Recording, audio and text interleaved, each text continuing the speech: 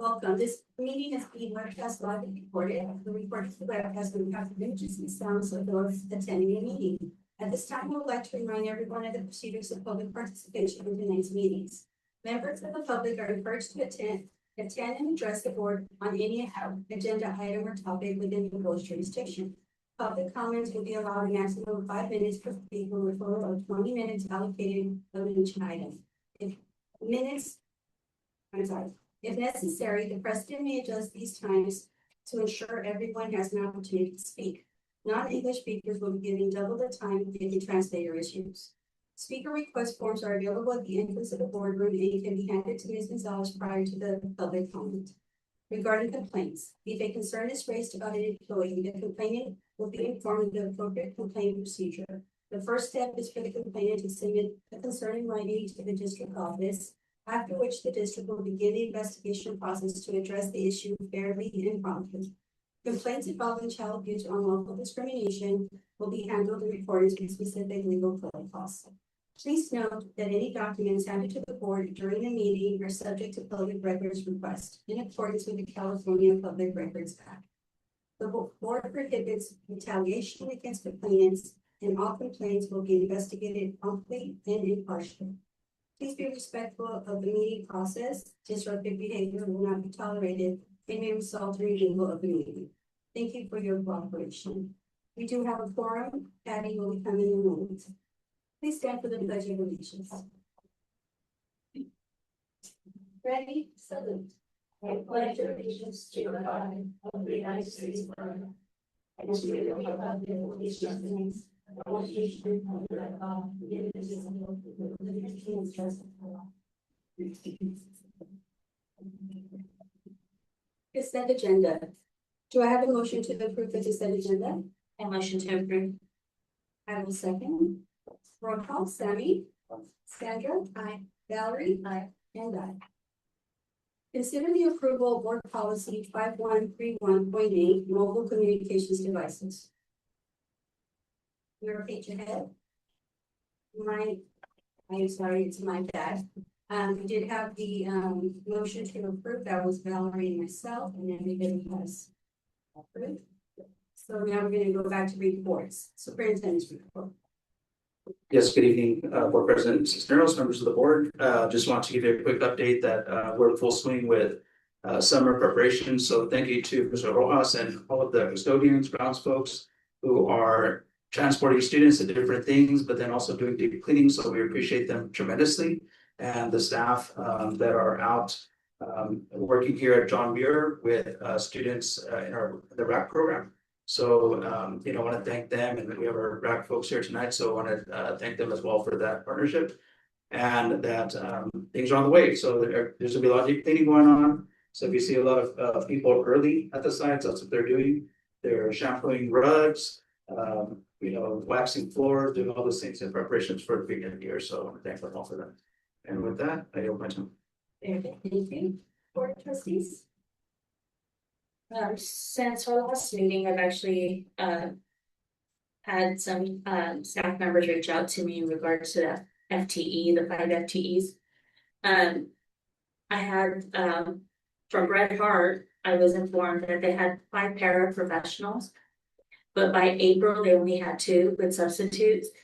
I think we need to do better with having that staff because our teachers need that support, especially at the younger ages, and we need to do more to try to see what we can do to have those paras there because those students really have to build a relationship with them and they build trust.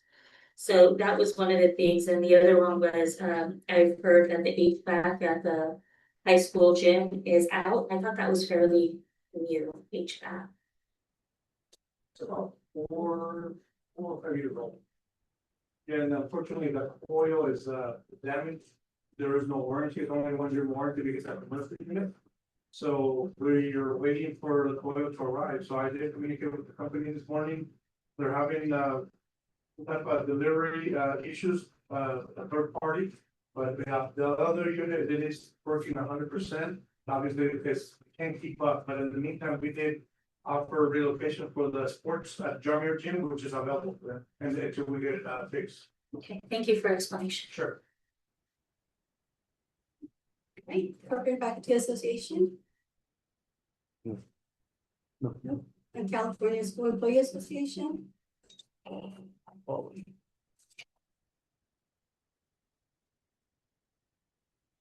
That is on.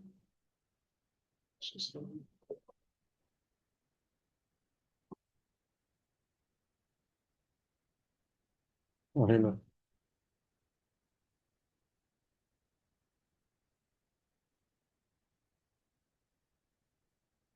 Roseanne, are you on?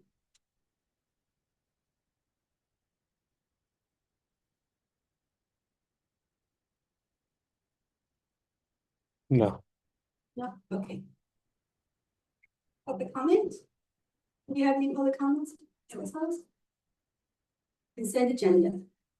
Do I have a motion to approve the consent agenda? Make a motion. Sandra, you have a second. Roll call, Sammy? Sandra? Aye. Valerie? Aye. Linda?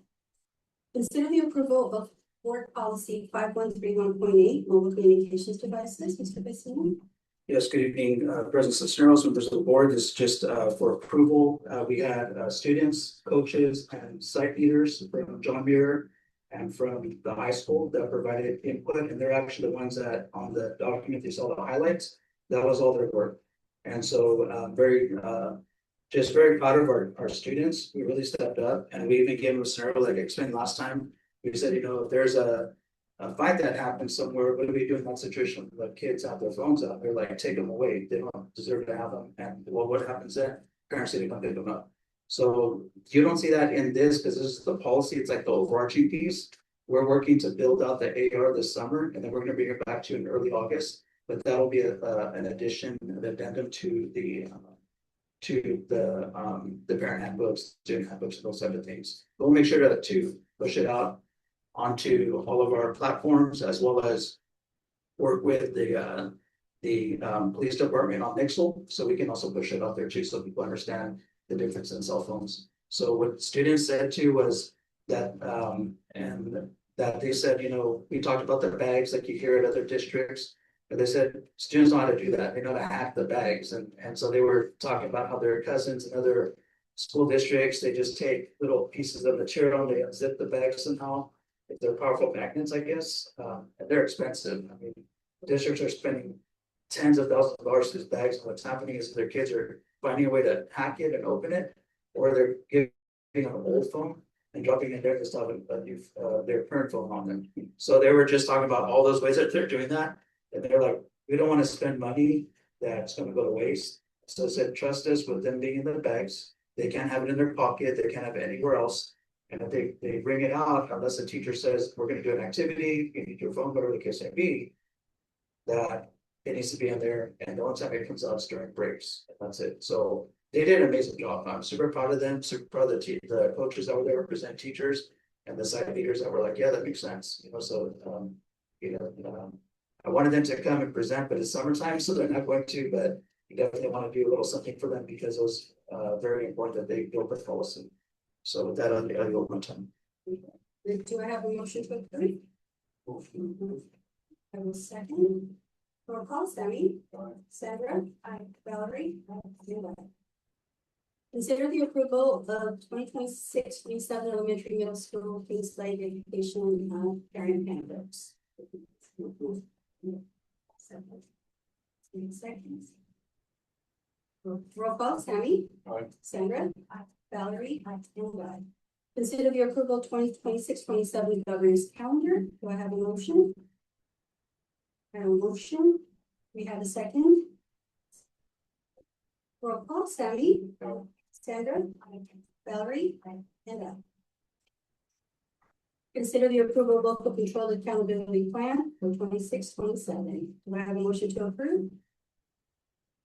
I have a motion. Do we have a second? Second.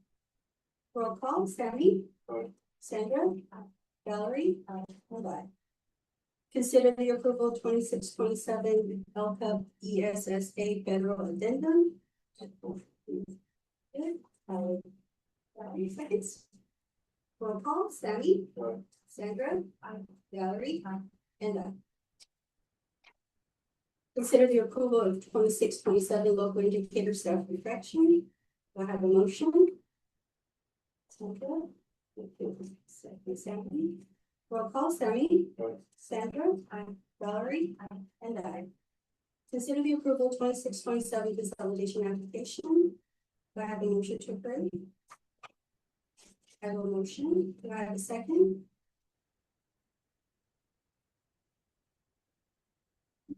No second. Do we have a discussion?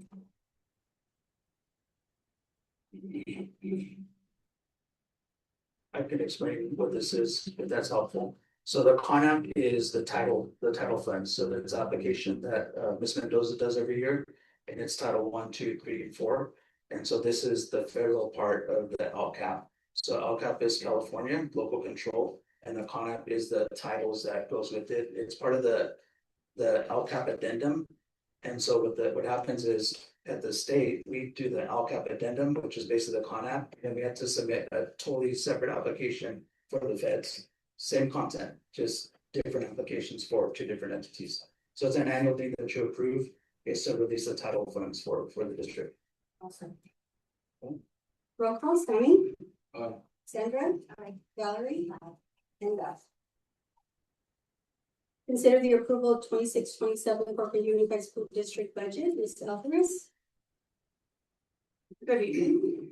I have a updated presentation of what we reviewed at the public hearing on the 17th to include the changes that were discussed.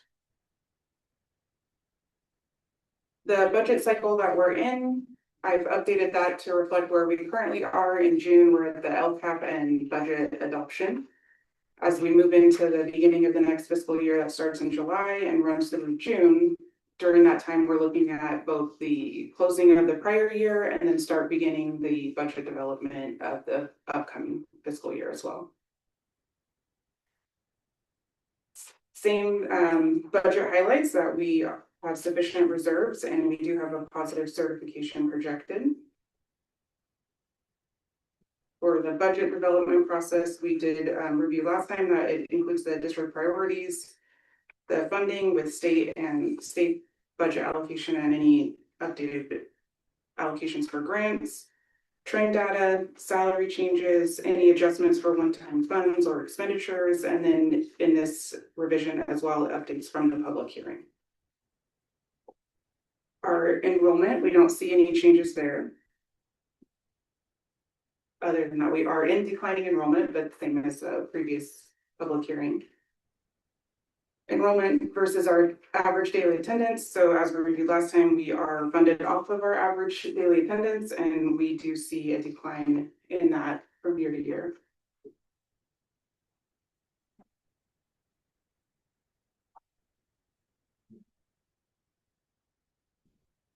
For general fund revenue, there is a change to this, a small change from 67.4 million now to 67.3 million.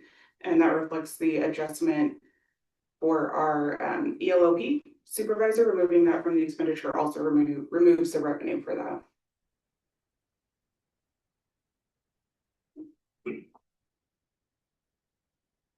For our general fund expenditures, that also has changed from 66.9 million now to 66.3 million. While that change has occurred, the breakdown of salary and benefits as compared to total expenditures remains at 73% for salary and benefits.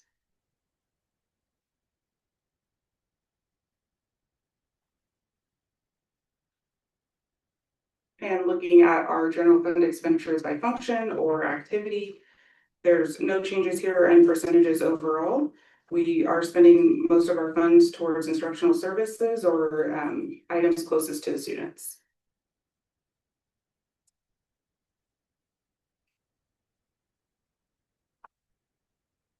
And the overall summary of our total revenue and total expenditures now brings it to a net increase to the fund balance of $970,000, largely from our unrestricted funds. And then we do have a spending down of our restricted funds by about $500,000.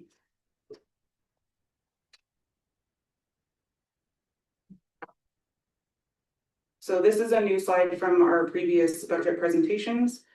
This is reviewing our general fund from our unrestricted and restricted funds. looking at both the prior or the 25-26 estimated actuals.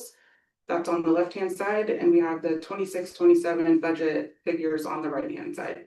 So the 4 columns on the right are the 26-27, and then the 3 columns on the left-hand side are the 25-26. So throughout this process, we're looking at the revenue from the previous year, making those adjustments for any of the one-time grants or one-time sources, and then making those adjustments in the current year. And we do the same thing for our expenditures. If you look down at the very bottom, you'll see the change in fund balance and the differences between the 2 years. In our 25-26 year, we do have a decrease in fund balance, largely from the restricted funds, and that's all funds that are expiring at the end of the 25-26 year. So those are funds that need to be spent. And then on the unrestricted side, the 1.6 decrease in fund balance, 1 million of which is from the OPEB trust that was approved at a previous meeting, and the remaining 600,000 from the negotiated changes.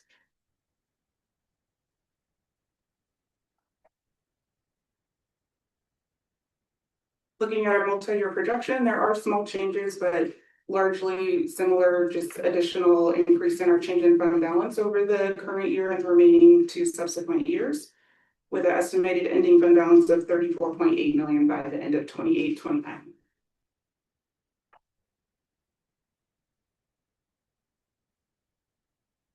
Same thing with this slide, not much change, or actually same as the previous, but we're just highlighting the fact that our LCFF revenue increase to Corcoran Unified is in the green versus the blue column on the right for our COLA that's provided from the state. So while the COLA might be the higher percentage, the actual increase in revenue does not equate to the same amount for us.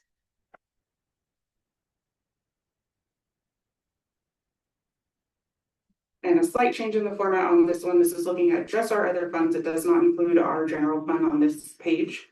So all of our student service, the ASB fund, adult ed, preschool, cafeteria, so forth, but we'll dive into that a little more on the next slides.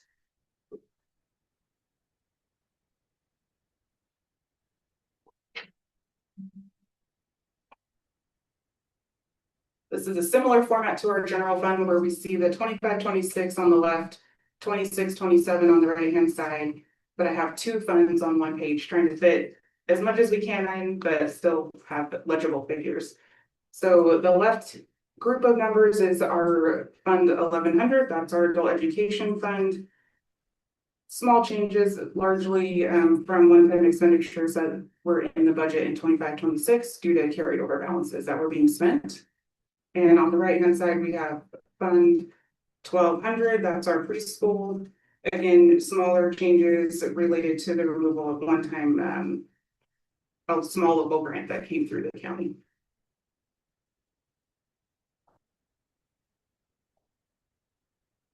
And here we have Fund 13 and Fund 14. Fund 13 on the left is our cafeteria fund. The biggest changes from 25-26 to 26-27 is that we had a large carryover balance in our after-school program. The meal only, the food service portion of the after-school that we needed to spend down, and you don't see those expenditures in the 26-27 fiscal year. The funding on the right, Fund 1400, is our deferred maintenance. There is a larger expenditure in 25-26 that we had earmarked for the HVAC replacements at Bret Hart. We will recognize some of those expenditures in the upcoming year as that project didn't get moving as fast as we thought it would. Just the overall way that our expenditures and our revenue reporting works with the state is that we have to report expenditures that happen in the fiscal year that it occurs. So while we initially started having those expenditures in the prior year, we don't recognize those twice. It'll just move from one year to the next.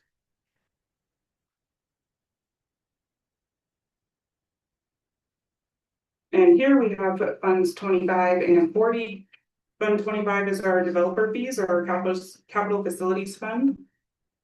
For developer fees, we don't see a large influx in revenue from that, so that largely stays the same. And the only expenditure that we've had has been our developer fee study report that we have in there. And the right-hand side, looking at the special reserve, Fund 40, This is for larger facility projects, not just deferred maintenance, but larger structures like we were doing at Kings Lake and the modernization of the high school. So you will see the expenditures in 25-26 finishing up the Kings Lake food modular project, but just like our deferred maintenance, some of that project won't be completely finished in the 25-26 year, so we'll see those expenditures moving over into 26-27. That process gets finalized through the unaudited actuals process that gets returned back to you in September.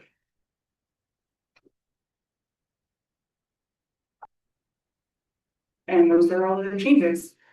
The full report that you saw the picture or screenshots of from the reporting that goes to the state is included in the packet. If there's any questions, please let me know. Do I have a motion to approve? I just wanted to verify the five FTEs have been completely, right? Just Yes. for the public's knowledge. Thank you. I will second. Patty? Aye. Sammy? Aye. Sandra? Aye. Valerie? Aye. And I. Consider the approval to declare obsolete non-useful technology equipment surplus of price disposal and your salary carries with additional policy. The Patterson.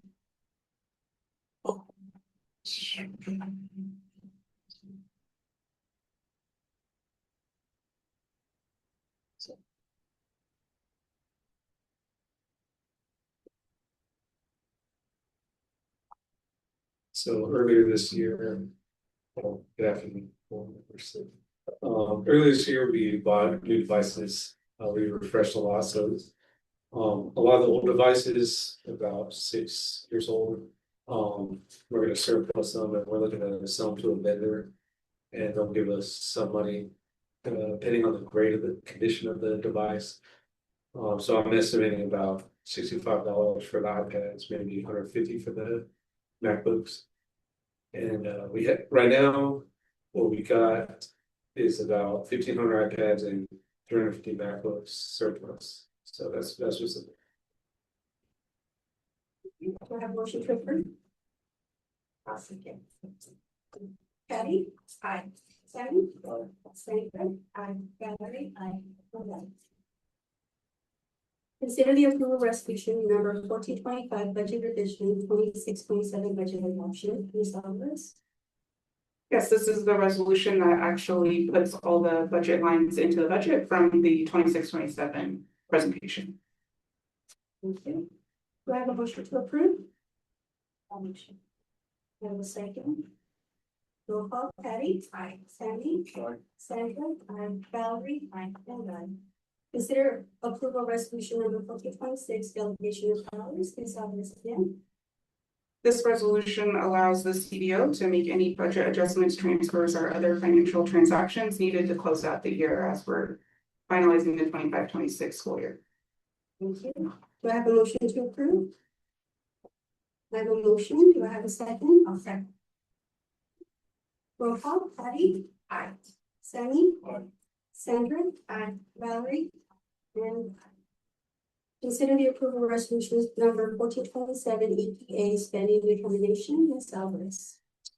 This resolution states what we'll be spending our EPA funds and adopts the allowable uses. The one restriction is it's not used for administrative salaries or benefits. For our planned expenditures, it is going to be for certificated salary benefits. Thank you. Do I have a motion to approve? I will second. Roll call, Patty? Aye. Sammy? Aye. Sandra? Aye. Valerie? Aye. And I. And we do have our staff here now to speak. I'm gonna say. All right, goes first. Okay, there you go. Starting on the. Well, we're gonna get difficult. I do, thank you. Remember right now. And practicing. Yeah, so I have my volleyball practice and she has her basketball practice and we couldn't get on, so. I can start. I was like, let's take us that you guys were proud of services. I can say it all. Alright, so good evening, everyone. I am Roseanne Salcedo, Corporate Faculty Association President. It's summer vacation. Teachers are either traveling, relaxing, or working summer school until the middle of July. Whatever the plans, we are enjoying our time until we return in August. Here's a few things that CFA would like to report tonight. CFA is still waiting for signatures from the district office for the CFA collective bargaining agreement.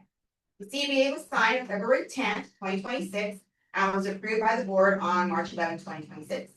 The updated 2025-2026 CBA was given to the district at the end of April to be signed by all parties. CFA is still waiting for the signatures from the district office so we can get the CBA printed and distributed by August to all members. Please advise. With those signature dates in mind, February 10th and March 11th, 2026, CFA would like to address the issue of the updated hourly rate in the CBA. The agreement states teachers participating in and providing services to the district outside of standard hours of employment, see Article 7, shall receive hourly compensation at a rate of 55 per hour, $398.75 for a full day at 7.25 hours. This change should include working for the RAC both after school and during summer school, since the RAC receives the district ELOP money to service the students in all grade levels in CJUSD. In past practice, the RAC has always honored monetary adjustments for teachers when the district has negotiated with CFA. ELOP money should be used accordingly since it technically is CJUSD funds. Next, CFA questions a proposal of the district adding the following 5 FTE positions: maintenance, transportation supervisor, HR confidential, ELOP supervisor, special education TOSA, and secretary to maintenance IT. CFA was notified of the proposal last week on the day of the board meeting. This was rather short notice and not enough information was provided regarding job qualifications, responsibilities, salary, etc. A major concern for CFA is the effect it will have on the budget. Why is the district planning for a 3-year teacher attrition when there's so many in the budget? Why not add more help in the classroom? We definitely could use extra paraprofessionals, especially in all the lower grades, to help increase reading comprehension and basic math skills. The upper grades would benefit with a behavior academy that would provide counseling support for students with redundant misbehaviors in the classroom. If there is money in the budget for extra positions, then why were CFA and CSCA not included to provide our input? This is definitely misleading information and lack of communication on the part of the district. A few additional issues that CFA will have to know is CHS main gyms AC has been out for several weeks. CHS volleyball has had 2 movements open gym practice stronger. Hopefully it's prepared within the next few weeks. With that in mind, the John Muir Athletics Department has requested to purchase new varsity and JV volleyball poles and nets. It's been a long time coming. John Muir hosts all volleyball home games and tournaments every year. Plus, they share the courts with CHS volleyball and support volleyball fundraisers and clubs. The equipment is in great need of replacement. Another issue that needs to be noted is the John Muir Ag Farm area. It's located by the solar panels, and the ag program has had an ongoing issue of bird feces that drop on the students and their edible food that they plant in the ag garden.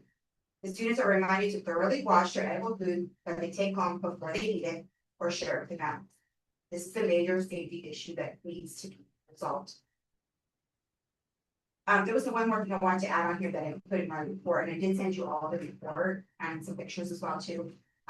Also during the summer program, the RAC hasn't had keys to open our doors in the morning. Yesterday I had to wait outside my door for over an hour for the custodian to come in and unlock my door. So they didn't have access to our classrooms to be able to open those for us. So I thought that was kind of a safety issue, because if we have a lockdown or something, we can't lock our doors. And we can't, protect the kids if something goes to happen. Okay, so that's a big safety issue as well too. I felt like at least the RAC should have master keys. Even though we didn't get keys as teachers in the classroom, they should have keys so that we can do that.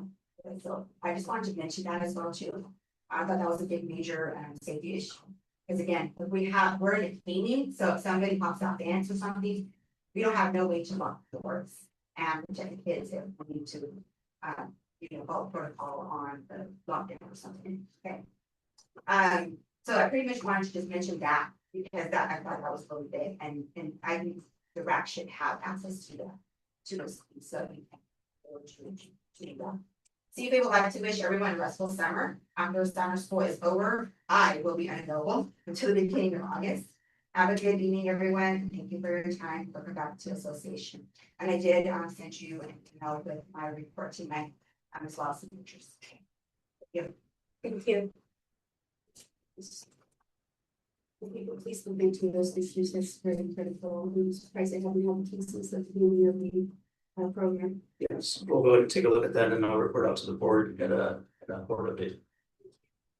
Great, Ilse. Wasn't planning on coming here, especially. I have told the button, right? Yes. Alright.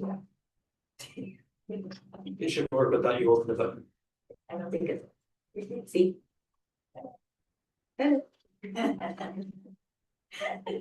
Okay, good afternoon, board members and administration. Dulce Sandoval, CSD chapter president.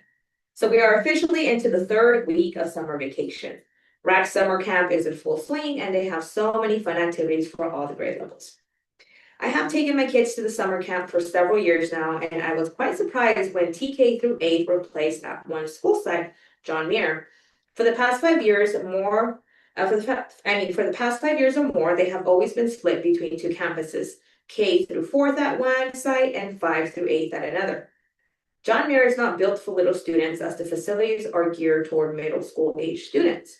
Restrooms, seating, water fountains, cafeteria, they're all for bigger teenage students. The very first day for morning drop-off and afternoon pickup, parents had to wait over 30 minutes to sign in and sign out their children.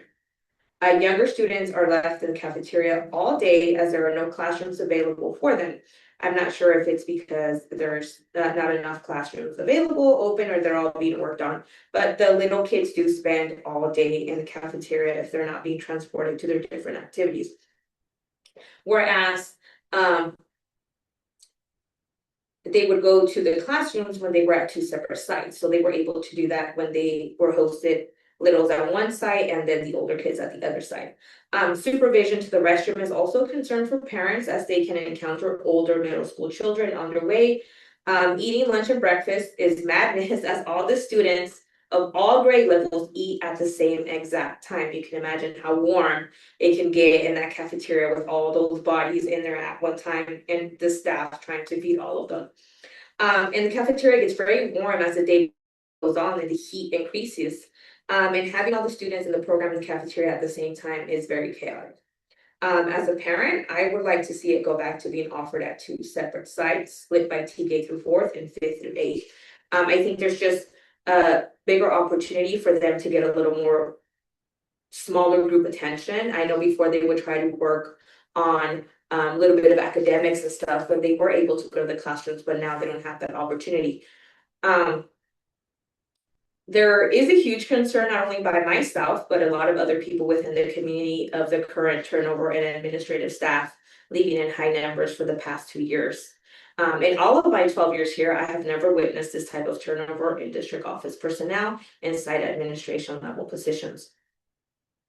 The 5 positions that were we were notified by Mr. Pacina before the last board meeting.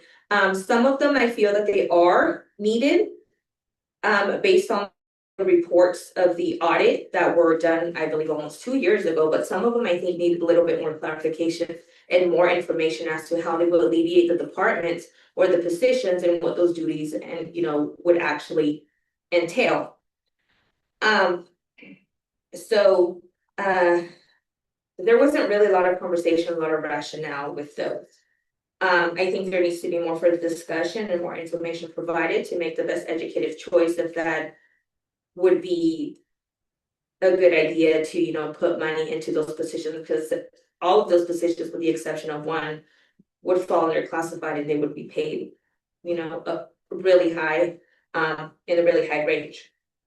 So I think there just needs to be more discussion and more data provided to kind of see the big picture and how those positions are actually going to be utilized, and if it's going to be a benefit to the district or if it's just going to be a position where it's just kind of like absorb funds and not bring any type of benefit to the district or to the departments.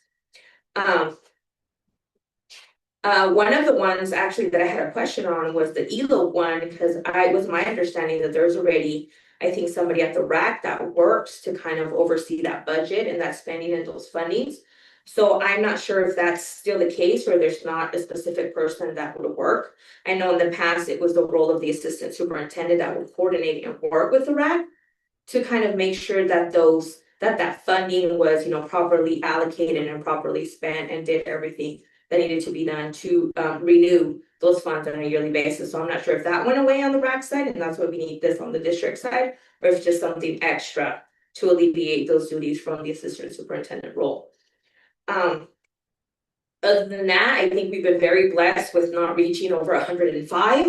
And I think we're seeing a cool down this weekend of like 90. So woohoo! I'm looking forward to that, but I know it's coming. I know the ACs are going to start to break. I know all of that is, coming down the pipeline. So it's going to be a busy time for our custodial and MLT department in general to try and get that up to par and fixed. So when everybody comes back in June, in August, all of that is ready to go, and we're just not burning and sweating in the classrooms. But I wish you all a great summer. I will see you all around town and at our farmers market on Friday. Hopefully it happens. But other than that, thank you so much, for your continued support, the continued support of the students, of the staff, and the community as a whole. I know it is a very thankless job. It is, a community volunteer job, and you guys have committed to, doing that for the community. So it is a huge thankless job. So thank you, each and every one of you, for taking that time and that initiative to, do what you do on the school board for the community and for the kids. So that is all I have for you today. So thank you and have a great afternoon. Thank you. Your future agenda items? Okay. Actually, future agenda items, I know I had brought it up in the past, to look into the per diem for the staff when they go on trips. We haven't met up on that. We haven't had any meetings. I wonder where we're at, because I think that's something we really need to do. I don't think it's right that we're sending our staff out, having them spend their own money, and then they have to report what they spent. Yeah, we definitely give an update on